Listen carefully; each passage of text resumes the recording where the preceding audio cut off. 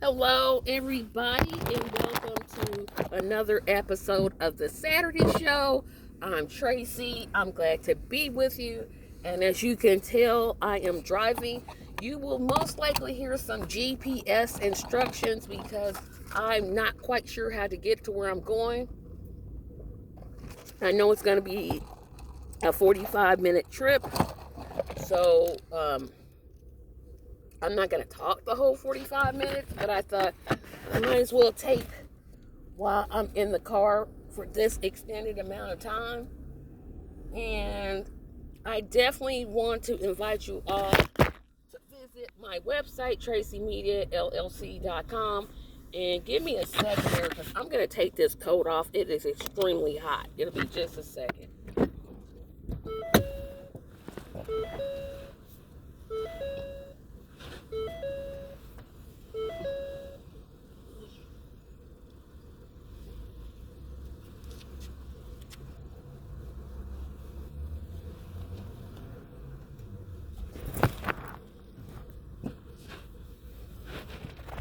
Okay, thank you.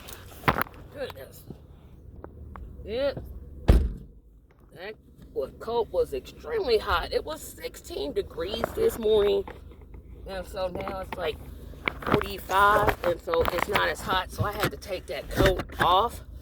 But before I get this video started, I want to invite you, of course, to like this video, share this video, comment on this video, and definitely subscribe to my page. If you're not a subscriber, we are 895 subscribers away from our goal of 1,000. We're getting subscribers every week, which is great. I will definitely be glad once we crack that 1,000, because 1,000 subscribers gives me more ability, i.e. going straight live on YouTube. In 800 feet, turn left onto East Washington Street. Like I said, you're going to hear instructions, so you're just going to plow through that. But I wanted to, I'm not sure what to talk about because I had a very interesting week. And, last week I uploaded my first episode of Tracy Buys a House. And that was an interesting show. That's a Patreon exclusive show. So if you're not a Patreon, please consider becoming one. I plan on doing a whole lot more Patreon exclusive shows. But it's basically my journey of buying a house. And I'm definitely not going to get into the whole rigmarole details because, again, that's what the Patreons are paying for, to hear me talk at length about what I'm going through. But I did realize something is I have a lot of first world problems, which means I don't have problems at all. I have a place to live. I have food to eat. I have all my medicines. So I'm blessed. I don't like to say lucky because that's just not a word I like to use. I know that I'm blessed, and I know other people aren't. And that's kind of what is making me feel like so angry is we have, millions of people who aren't blessed. They're 2 steps away from homelessness. People are struggling. Take the next left onto East Washington Street. Continue on East Washington Street for 3 miles. They're struggling to pay their utilities. Food prices are going up. Gas prices are going up. And yet we have a Congress that's just either they're completely stupid on purpose or they're just stupid. And I say stupid on purpose because if you haven't heard, there was a resolution that the House somehow passed 100, and it was a resolution against socialism. And I'm sitting here thinking, we have a lot of problems in this country. Homelessness, substance abuse disorders, veteran depression. But you're going to do a resolution on socialism. And the fact that 109 so-called, Democrats, because they are who they are, signed on to this in support, what?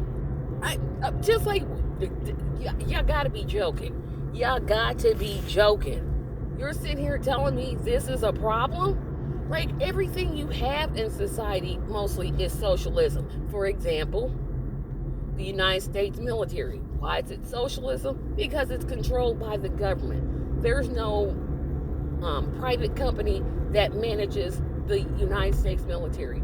Social Security, socialism. Medicare, socialism. Medicaid, socialism. Police, teachers, firefighters, cable company, light company. Are these people stupid? They have to be. You're going to sign a bill against socialism. You have health care. You don't want anybody else to have it. You have a living wage, a wage that you can live on, but you don't want anybody else to have it. It amazes me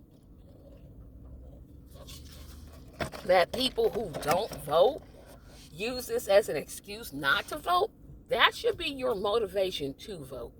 That should be like, you know what? I've had enough. I'm not going to take this. I'm not going to sit back and watch these clowns make a mockery of our government. And that's what they're doing. You're literally taking a vote against socialism. Against socialism. And if you read the resolution, which if I find it, I'll link it to the description section, it's a bunch of terms that they just obviously threw together. I mean, there's references to Kim Jong-il or Kim Jong-un or whichever one of them. I get them confused. And I'm like, that guy's not socialist. He's more fascist than anything. No. What are they there for? You got one side, the Republicans, that are super petty. I mean, super petty. They removed Omar off of the Foreign Affairs Committee. And basically, they just said, it's because you all voted to remove Marjorie Taylor Greene, so we're paying you back. Really? You gonna be that petty? You know that Marjorie Taylor Greene does not have any business. Well, she doesn't have business in Congress. Let's just, get that straight. She doesn't have any business being in Congress. And then she's on like Homeland Security and Foreign Affairs. Really? I want to ask a question so bad, but YouTube is going to take me off if I ask it, so I'm not. I'm going to write it. And then if you're on my mailing list, you're going to get it, because somebody's got, something ain't right. How did she get that committee? And why is Kevin McCarthy going around fist bumping and chest bumping, talking about, I have support? No, you don't. It took you 15 times before you were Speaker of the House, and the only reason you're Speaker is because 6 Republicans voted present. If you hadn't got those 6 votes present, we'd be looking at Hakeem Jeffries as Speaker of the House. Dude, shut your mouth. Don't nobody want you. Don't nobody like you. Just go back to California or Colorado or wherever it is you're from and just go away. I just wish some of these people would just go away. Go to some island where I don't have to see you, hear you, talk to you. Yeah, you have a right to think what you want, but when what you think starts hurting people, that's when I have a problem with it. And definitely, they're already looking to do a bill that would propose a nationwide on abortion. They're going to loosen gun laws, and they're going to try to use the debt ceiling. In a quarter mile, use the right lane to take the I-465 North ramp. And end up voting for it anyway. If the Democrats fall for this dumb thing about negotiating with them, for what? You know they're going to pass it. Why are you sitting here negotiating with them? You have all the keys. They are going to fold. They always do. Why? Why would Joe Manchin sit there and say, oh, we need to negotiate? For what? Why are you negotiating with these people? They're going to vote to raise it.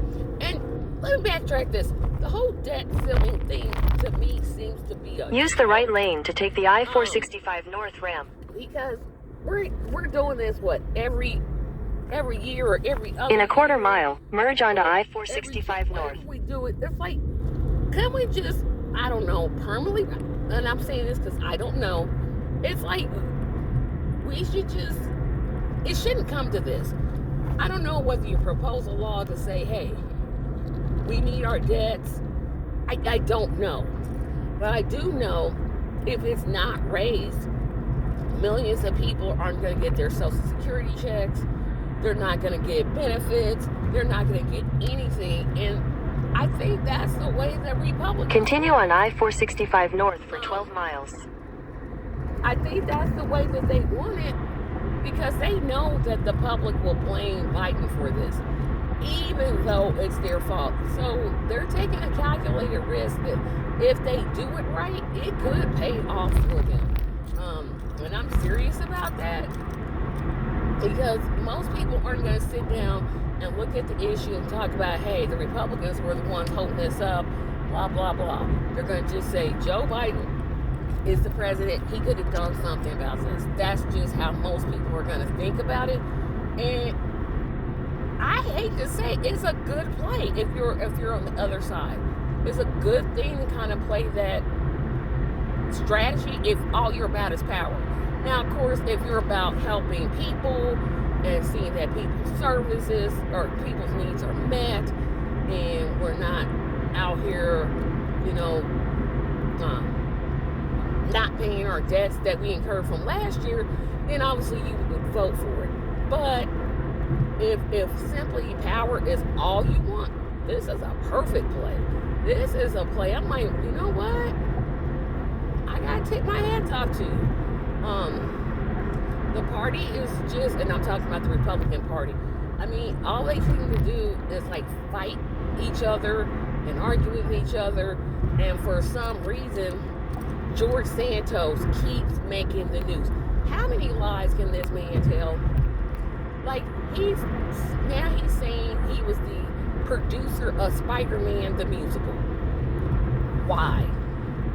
Why would you start a rumor like that?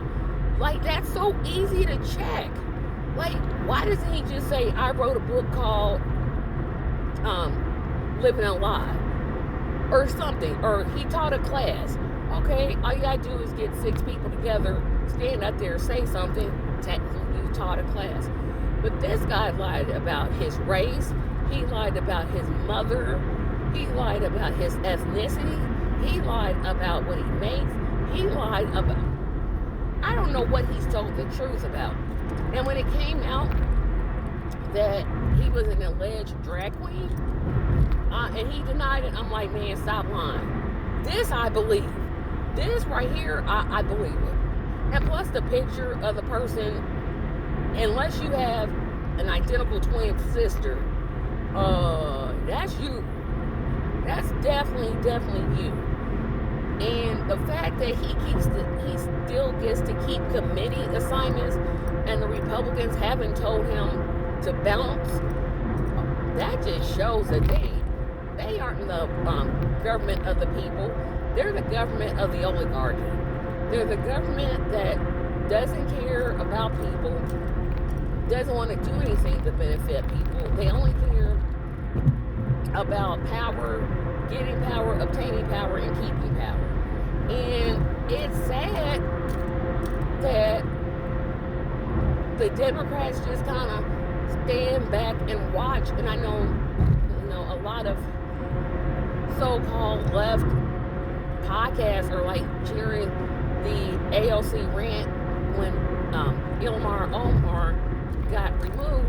And I'm like, you speaking up now that you're not in power. What was you saying when you weren't? I mean, all of that passion Where is it at for Medicare for all? Where is it at for Green New Deal? Where is it at for even giving people stimulus checks? You literally did nothing but pass every little half-measured bill that Joe Biden has. And now that you're not in power, you want to make all this noise and all this ruckus. And it's like, go away. Like, we should really consider primarying the squad. I know that's not a popular opinion or anything. And some people, they just worship the squad, but I'm done. I'm like, these yahoos haven't done anything. And I would welcome a third-party candidate or somebody in the Democratic Party to their left to primary each of them, each and every single last one of them. I'm not saving AOC. I'm not saving Omar. I'm not saving There's a speed trap ahead. I'm not saving anybody, because I don't think what they've done. I mean, literally, they never called out Joe Biden on his, pack of lies. And it's like they're saying, well, we tried, but we really didn't. We wanted to, but we really didn't. And it's sad. It's really sad that people, canvassed for them and knocked on doors and gave them money. I'm done. Don't you send me any more fundraising letters talking about you need money to run a race. You better get it from the corporations like the rest of them do, because but not coming from this one. I'm done. I say primary them. If they eke out a victory, they eke it out. But sometimes you got to put the fear in them and be like, oh, we better do something. And I don't feel, I don't feel sorry for them. You get primary and you get beat. Oh, well, people didn't want you. And it's horrible. Well, no, it's not horrible to say. I think sometimes people bring losses on themselves when that type of thing happens. Listen to your constituents. I'm pretty sure your constituents did not elect you to not challenge Democratic power. I'm almost certain of it. And especially when you, AOC, said, oh, I'm going to challenge power from day one. Yeah, day one you did, but the rest of the days you have not. And I don't, like I said, I think all the complaining, which is what I'm doing now, it's just time to primary people. Just primary them, scare the bloops out of them, and see what happens. Let the chips fall where they may. If you lose, you lose. I mean, her district is not going to go Republican, I don't think. So maybe she needs a strong third-party candidate and someone in the Democratic Party to the left of her. Maybe that's what Rashida Tlaib needs. Maybe that's what Jamal Bowman needs. Maybe that's what they all need, is that shake that, oh, I get it now, because they're not getting it. At least I don't see it. Now, of course, they'll say, hey, I held a press conference and usually when certain of them speak, they get TV time. So I would have saw it either on C-SPAN. Well, C-SPAN is all I watch. I don't watch MSNBC or CNN or Fox or On or that new one. Don't watch none of them. But you would have saw something, and it was nothing. It was nothing that I saw where they're questioning the Biden agenda, how terrible it is, and what it's going to do to U.S. citizens. And I wish I would see that, you have to challenge your own party. You can't just let them do whatever it is they want and it doesn't benefit the people, and you never question. If you never question, that means you are in agreement with what they are doing. And like I said, I don't think that's why the constituents who voted for her. And it's a sad thing, because so many times, I know I live in Indiana, and we're not, we're probably never gonna, I'm not gonna say never, it's gonna be hard to elect somebody socialist or progressive in office just the way just based off of the way that our politics works. But you have to be prepared to sometimes say, you know what you're doing is not good enough. It's not good enough. You're making a terrible effort. You're not doing your job. It's time to get somebody else. And like I said, maybe they don't lose the primaries and they end up winning. But maybe you scare them enough and now they're thinking, oh, I better shape up. And that may be something I would like to see someone in those states, New York, Michigan, Minnesota, Massachusetts. I'm trying to think where Rokon is, California. Just my thoughts. And it's like people are suffering out here. They keep telling us we're past the pandemic, which we are not. And we're going to declare it over, which means no more, what were those things? No more, and they make the vaccines for free. The COVID, warning, blah, blah, blah, whatever it was called, that's gone. And it's like we're back to normal. No, we're not. I don't even know why you would end the COVID. In 2 miles, use the second from the right lane to take exit 33 for Keystone Avenue. Because we don't have a work stoppage. We don't have that. But we do have, we still have the pandemic going on. And it's like this administration wants us to ignore it. And I still wear my mask. I don't care. Like, you know what? I'm going to still wear my mask. Because, well, one, you have to. Or you should. I'm not going to say you have to because apparently the pandemic is over. But you need to wear it because you never know. I mean, and when you have a chronic disease like I do, you have to be extra careful. But some people out here, some of them never did wear a mask. Then wonder why they got COVID. And then even when they had masks, they were still getting COVID, but not as severely. So I don't know. I think it's a sad shame that this pandemic is being declared over. We don't have victors. We still have people in countries, underdeveloped countries, still getting COVID. We still have the U.S. Withholding funding. And we still have, In a quarter mile, use the second from the right lane to take exit 33 for Keystone Avenue. We still have all of this stuff going on. And it's like, wait a minute. You're going to tell me that the pandemic is over and I'm still seeing people with COVID? It's not over. Use the second from the right lane to take exit 33. It's not over. This is not over. This discussion is not over. This pandemic. In a quarter mile, turn left onto North Keystone Avenue. And I don't know if it's political or they just want people back in the office or whatever it is.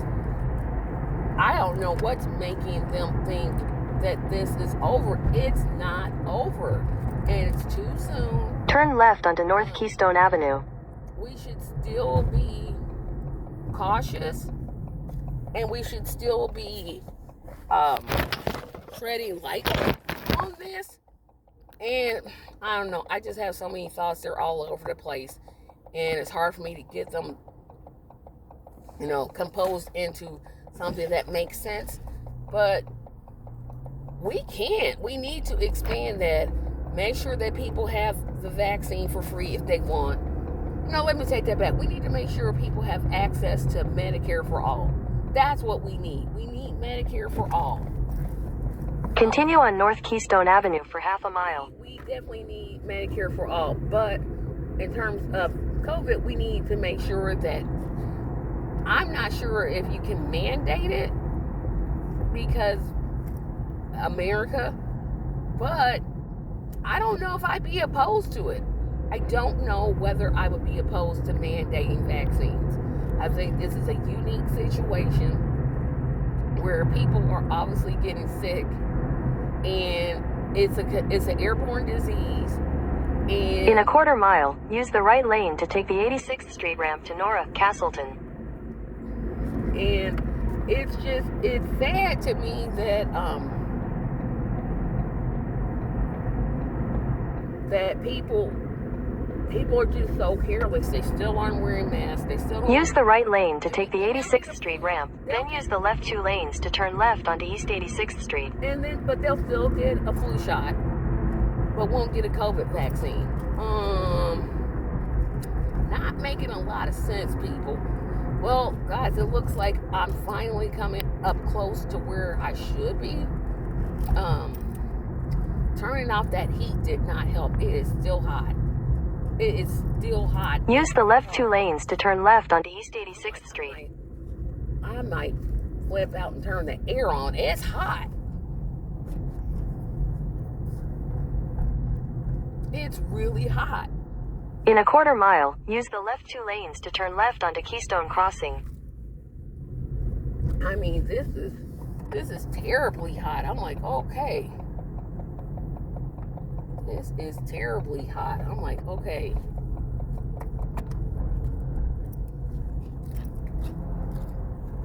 Okay, some people do not know how to drive. Oh, okay. Yeah, it's still hot in here. I'm like, whoo. Trying to get cool, step outside a bit.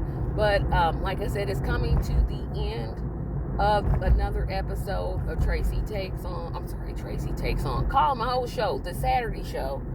And definitely if you're on my mailing list, definitely keep watching your emails. I got a huge announcement coming up for the month of September. As always, I'll keep you notified when use the left 2 lanes to turn left onto Keystone Crossing. About the shows coming up when I post things. And of course, again, remember to like this video, share this video, comment, subscribe. Thank you all so much for joining me, and have a fantastic day.